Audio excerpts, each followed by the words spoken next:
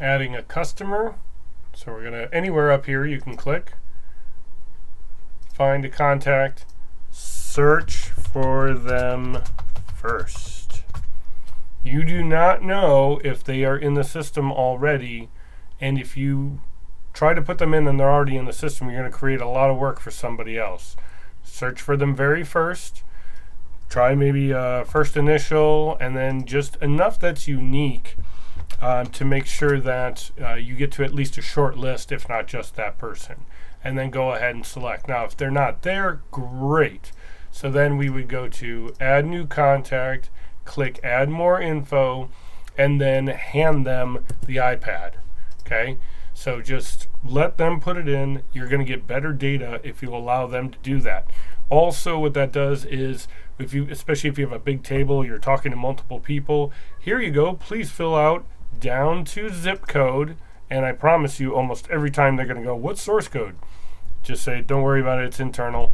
If they put a username and password in, great. If not, no big deal. Just tell them, please fill this out down to zip code. Pretty much they always go down to the bottom. And then that frees you up to go get some more wine, do a pour, talk to somebody else, give somebody else an iPad so that they can put their info in, so that they can get an order. So don't sit there and stand over them and ask them all these details. That's just kind of creepy, especially if you're going to ask for a birth date, which is really important for your marketing as well as the email. And then definitely it helps to keep you from commenting and slowing down the process by, oh, that's a nice name, or that's an interesting email. Oh, is that because you've got this kind of dog? Oh, I've got this, whatever it is. So you're trying to make the whole system streamlined, and it's not just for you, it's for the customer. You don't want to burden them. You want to get them through the process as quick as possible.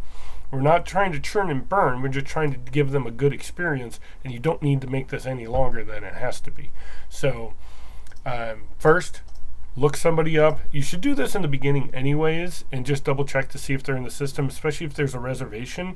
Then chances are they're in the system. Somebody put them in there. And if they're not in there, then yes, go ahead and add new contact.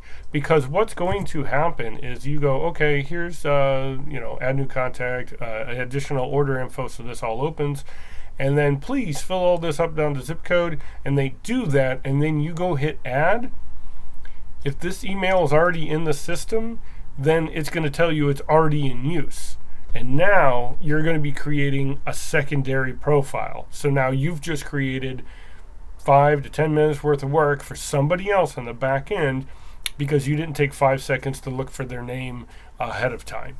So do that because there is a workaround if they are in the system, but then again, you know what? You might have to go in and do the cleanup, and you do that a couple times, and you're going to start searching for people's names. So that's what you want to do. Search, and then add more info, and hand them the iPad.